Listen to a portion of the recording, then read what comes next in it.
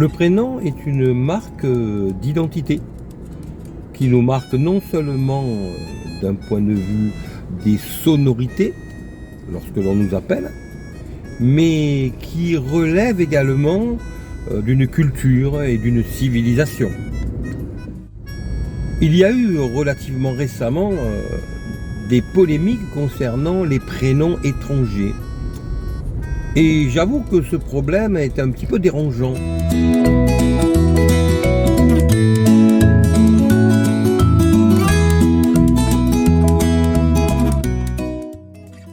Il y a une vingtaine d'années, je dirais entre les années 2000 et 2005, je me rappelle très bien d'une personne qui était la mère d'un enfant qui était en classe avec l'un de mes enfants, qui s'appelait Khadija.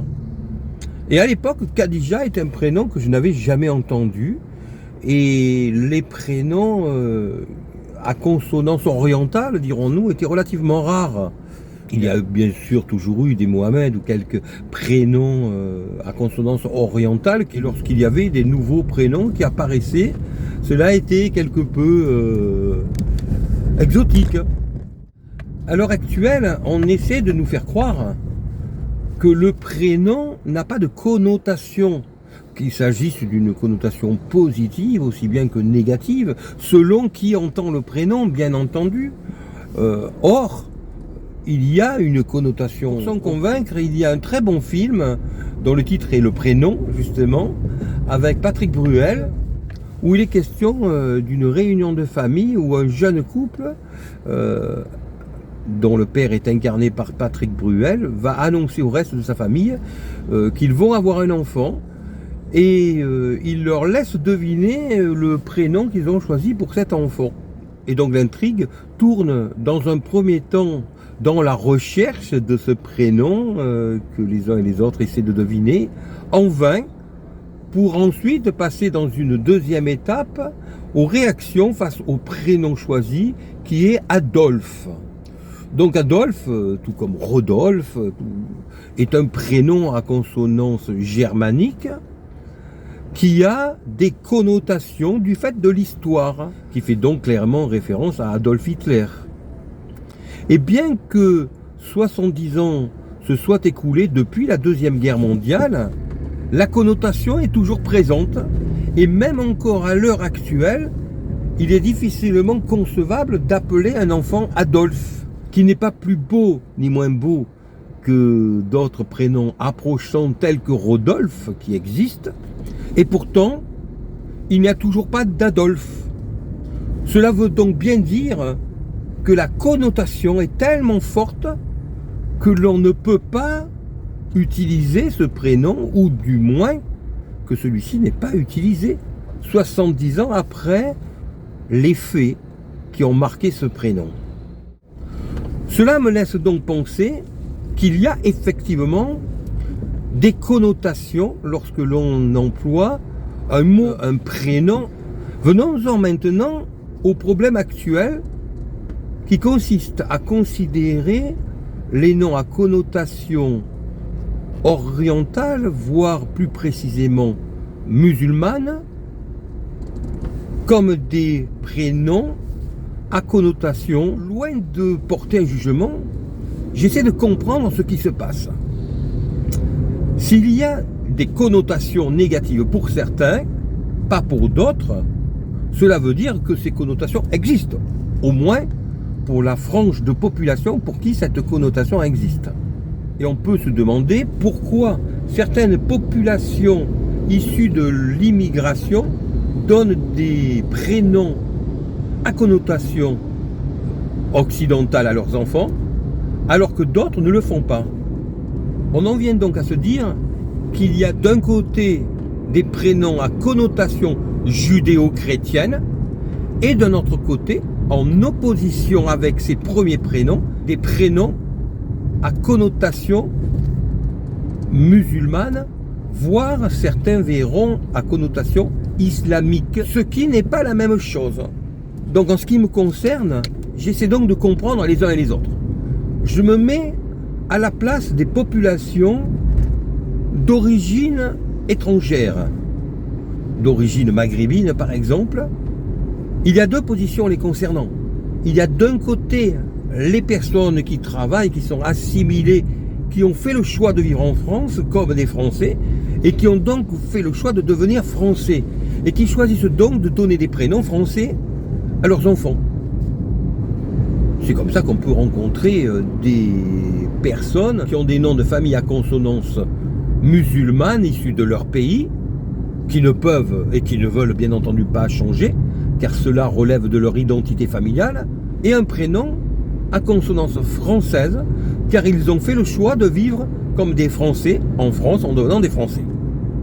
Et puis il y a d'un autre côté ces mêmes personnes issues de l'immigration, issues de pays musulmans, qui restent musulmans, comme cela est tout à fait légitime de pouvoir le faire, qui choisissent néanmoins de vivre en France en gardant leur identité d'origine, en donnant à leurs enfants des prénoms qui ne va pas leur permettre de s'assimiler et d'être des Français à part entière, en ce sens que le prénom permet de s'identifier à la culture et à la civilisation française.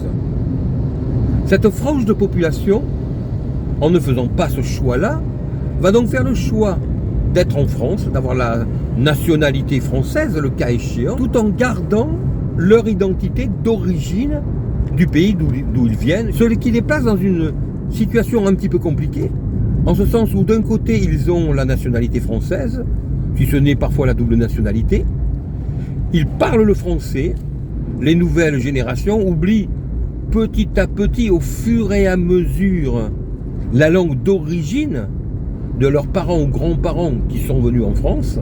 Ils connaissent certes quelques mots, quelques expressions de la langue d'origine de leurs parents et grands-parents, mais pour beaucoup, ils n'en maîtrisent plus la langue.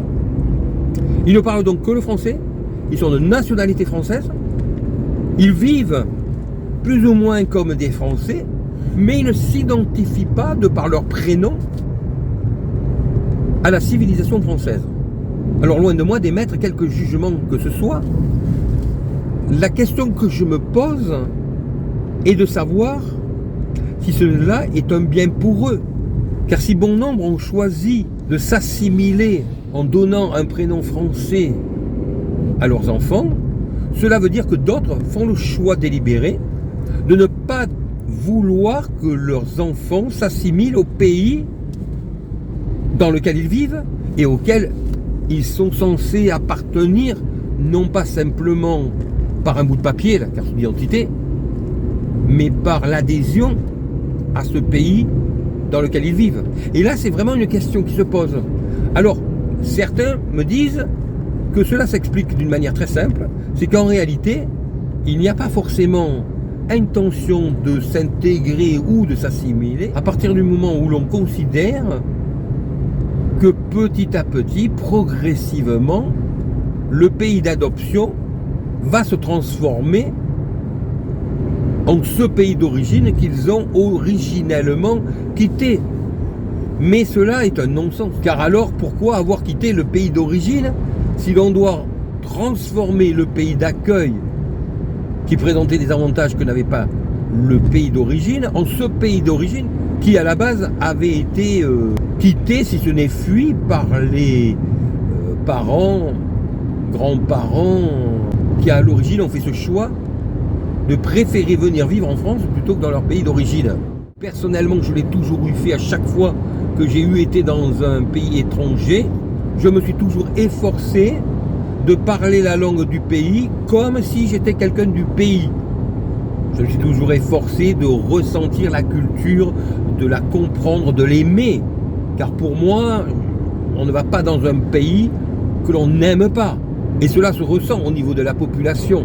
Lorsque j'étais par exemple dans le sud de l'Espagne, en Andalousie, j'ai fait des efforts pour comprendre par exemple le flamenco qui m'était totalement étranger et auquel j'avoue qu'au départ j'étais réfractaire. Et ce n'est qu'en finalement comprenant ce qu'était le flamenco, quelle était sa sensibilité, quelle était la corde sensible sur laquelle vibrent les gens qui pratiquent le flamenco, que j'ai finalement compris quelle était sa sensibilité et quelle était sa raison d'être.